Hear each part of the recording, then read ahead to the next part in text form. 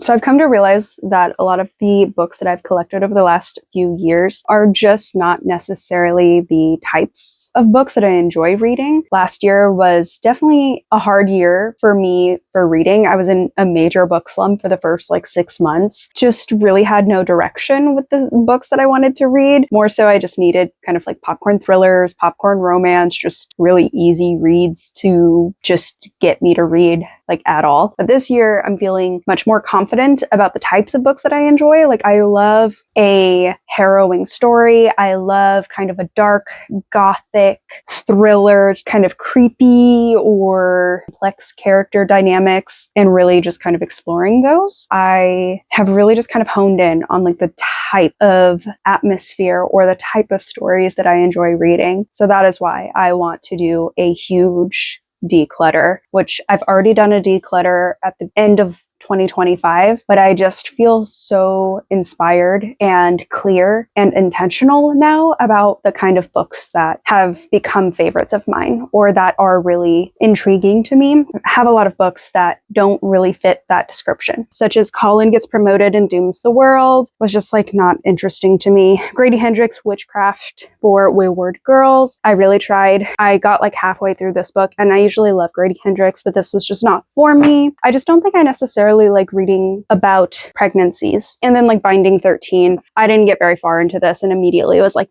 this is not for me. This is a little bit too teenage angst and I just can't. And then I have a few other books here. So like Lucy Foley, The Paris Apartment. I haven't even read this, but I know this is more so like a popcorn thriller and I could just read those on my Kindle. Like I don't need a physical copy of a book that I'm probably just going to give 2 to 3 stars to. You know, that's what this feels like to me. Murderbot Diaries, I read the first one. These are volumes, so it has 2 books in one. I read All Systems Red, and I just felt so disconnected from the story and from the characters. There were some funny moments, but I just don't see myself continuing this series, so those are going. Fall at Once, I got influenced. Let me just tell you, I got influenced to buy like holiday books. There's a bunch of Christmas books that I also think I am going to pass on because, again, if I want to read a Christmas book or like a very seasonal themed book, I could just read it on my Kindle. I don't need to have a physical copy because, again, more than likely these books are going to be just kind of like average or like they were fine, they were good, but I'm probably only going to read them once. You know, they just don't have much use beyond reading during Christmas or reading right during fall. The Last One at the Wedding by Jason Rekulak. I enjoyed this book. I thought it was good, but I didn't like it nearly as much as Hidden Pictures, which I really, really loved this book. So I'm keeping this book and getting rid of the other one. This one I read, House of Rain by Harley LaRue. It's like a smutty thriller. I liked it okay, and I think it's a beautiful book. That's another thing that gets me is like beautiful edges. Okay, this one for sure. The Return by Rachel Harrison. I've read a few of Rachel Harrison's books. I really loved Play Nice. Like this was a solid 4-star read for me. The other book that I've read by her was not as good. I don't know. I just don't feel interested in reading this. Okay, Alchemy of Secrets. I've heard some like mixed reviews about this book and I'm just not sure quite how I feel and if I feel interested in it. This one is absolutely gonna go. This is just a cutesy little devil-y sapphic romance, which if I really want to read this one, I'll get it on my Kindle. I do read like a kind of dark romance or like kind of smutty books every now and then, but I haven't found necessarily like a smutty book that I'm like, oh my god, it was a 5-star. Like never. It's always been like, it was fine. It was fun. It was good for the moment and what I was kind of looking for, but then I never really think about them again. I have some like really popular ones here. I have The Love Hypothesis by Ali Hazelwood, which this cover and everything is just gorgeous. I also have The Deep End by Abby Hazelwood. I did not buy this. This was like a hand-me-down. I'm not sure. I don't know if I necessarily care. And then Lights Out in Taurus Season. These are like very dark romance books. I read the first couple of pages of this and was like, ooh. Though I do like Brynne Weaver. Well, I like one of her books, which was Butcher and Blackbird, which is why I was kind of persuaded to pick this one up. They're not necessarily books that I would recommend. Basically, I think what I have come to terms with is if I'm going to read smut or like any sort of dark romance, it's going to be on my Kindle. Every time I see Mistborn, it kind of annoys me. It just taunts me. This book taunts me, and if I do continue the series, it's not going to be this version. This was like just like an old version that I had found and thought was really cool. Save my space and maybe listen to the audiobook of it. Wolf, had a fun time reading. This was like Sons of Anarchy. I think Love Mom is gonna ago, I read a few chapters of it and wasn't committed to the bit. My roommate is a vampire. I really enjoyed this one, and like my road trip with the vampire. These are so cute. I am feeling really inspired by, and I feel really confident that I'm going to enjoy the books that are currently on my shelf. This whole thing started off because I wanted to sit down and really think about what my favorite movies are. There's some movies that have been my favorites since I was a kid, but like newer movies that I've seen a lot of movies now, like throughout like my adulthood. And I just wanted to sit down, write down my favorite movies and kind of figure out the themes within them and why I love them so much. It really became clear to me the types of stories that immediately intrigue me and that I enjoy watching. And so I threw all of my favorite movies in ChatGPT and asked create recommendations for me from this list of favorite movies. And then I did a similar thing with books. The books kind of expand the genres. And so I combined those two, favorite movies and favorite books, and asked ChatGPT to give me a recommended list, which was really cool to see because then I would look up the movies or the books that were recommended based on my current favorites and was like, oh yeah, I'm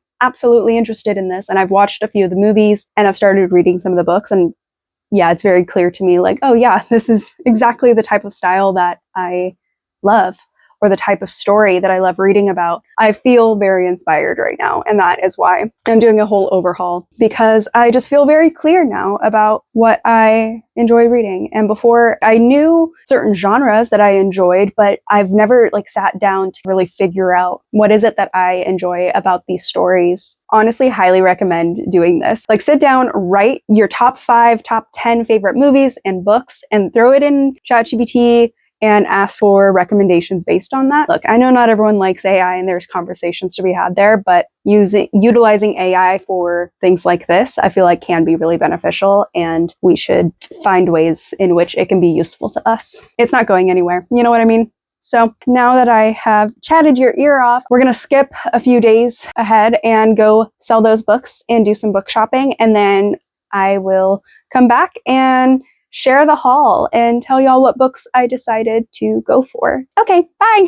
Major success. Okay, these are the new books that I purchased after selling. I think I sold like 20 some odd books off of these shelves. I made $70. So super successful trip. And I grabbed some new books at like a local bookstore and also at Barnes and Noble. So let's talk about it because I got quite a few that I'm so excited for. Let's get into it. So I got Sisters. Now this is gothic thriller of sorts about two sisters. They're super close, but they obviously have a pretty like codependent and toxic relationship. Like there's a lot of like possessiveness within their relationship. I just think this is going to be so good. Monstrilio is a story about a mother who loses her baby and she keeps his lung and ends up creating a monster. And so this is giving very much like Frankenstein. All right, Death Valley, Melissa Broder. And this is about a woman who is dealing with grief and finds a cactus, like a huge cactus where you wouldn't typically find a cactus. And she ends up going inside of the cactus and there's this whole world inside of the cactus. So very like strange and mysterious, and I am excited to get into this. It's a little short read, so that'll be fun. This Thing Between Us, about a couple who was haunted by an Alexa. This is just going to be weirdly amusing, and this is also this is a horror book. I just feel like this is going to be just such a wild ride. I got If You're Seeing This, It's Meant for You by Lee Stein. And this is about a tarot reader influencer who basically disappears in this haunted Victorian labyrinth style mansion. And then we have Brutes. I've been looking at this book for years and finally was like, okay, I just need to get it because I've been looking at it and it always intrigues me. The cover always gets me and it just sounds like a really like harrowing story. So it's about a teenage girl who goes missing, and there's another group of teenage girls who are most likely the reason why she's missing. Bit of a mystery, small town, violence, and girlhood. I finally got a Leigh Bardugo book, The Ninth House. I've never read any of her books, but this seems like the perfect type of fantasy for me. I have a hard time really getting into fantasy. I enjoy fantasy. I'm currently reading the Dungeon Crawler Carl series. Y'all know I love this series and I'm having so much fun. Like, I really enjoy fantasy, but I sometimes find myself having a hard time like getting into it. And I think it might be because I previously just like haven't gone for fantasy that is within my taste, right? Like with the types of storylines and books that I like to read. And this is a dark fantasy. And I think maybe that is where I should be within my fantasy books. I don't know. I'm going to try my hand at this because I think this may be more my speed. And if it is, then that's so exciting because I think that'll open my doors up to the type of fantasy that I really enjoy and can find more fantasy books with these like darker elements. What a journey. Got rid of a ton of books and I feel so much lighter and I feel really good about looking at what is left on my bookshelves. I'm like, yes, those are all books that I really am interested in reading and they all kind of feel like me. That's exciting. And then I have gotten so many more books now to add to the shelves that are intentionally for me, you know? I don't know. I just feel like it feels good to figure out exactly the style of books that I enjoy reading because I'm a mood reader at heart. So I could be reading a thriller or a romance or whatever at any given time. Just being able to like hone in on like, okay, though, what type of romance, what type of horror, what type of stories are for me and that just really get me going, you know? And I have figured that out. I feel like I'm gonna start reading these books and see, but all right. Well, thanks for hanging out with me and I hope you have a good day and subscribe if you're not subscribed. Let's hang out more. Yeah, catch you next time. Bye.